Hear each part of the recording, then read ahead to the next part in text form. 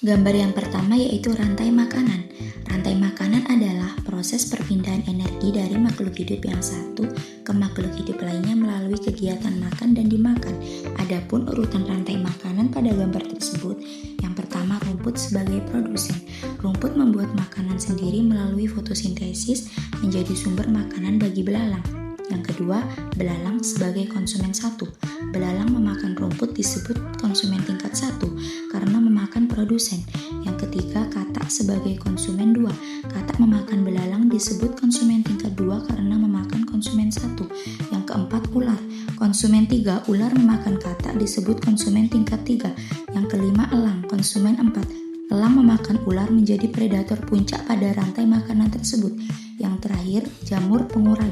Jamur menguraikan sisa-sisa makhluk hidup yang mati. Hasil penguraian menjadi unsur hara yang menyuburkan tanah sehingga dapat dimanfaatkan kembali oleh rumput. Gambar yang kedua yaitu jaring-jaring makanan. Padi berperan sebagai produsen karena dapat membuat makanan sendiri melalui fotosintesis. Keong dan kumbang berperan sebagai konsumen tingkat satu karena memakan padi.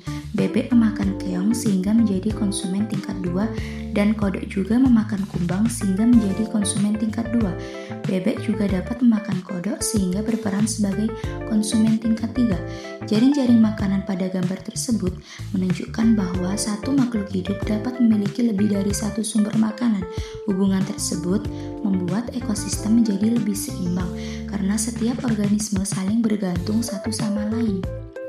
Gambar yang ketiga yaitu piramida ekologi.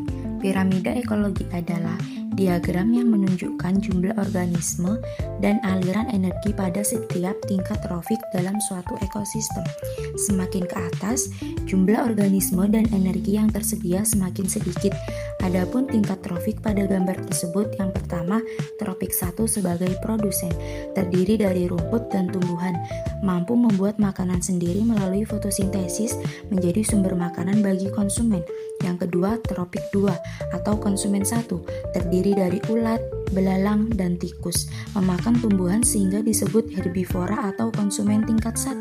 Yang ketiga, tropik 3 atau konsumen 2, terdiri dari ayam dan katak, memakan konsumen tingkat 1. Yang keempat, tropik 4 atau konsumen 3, terdiri dari ular dan elang, memakan konsumen tingkat 2 dan menjadi predator tingkat tinggi.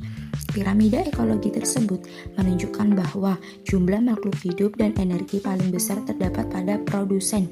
Semakin tinggi tingkat trofiknya, jumlah organisme semakin sedikit karena energi berkurang pada setiap perpindahan makanan.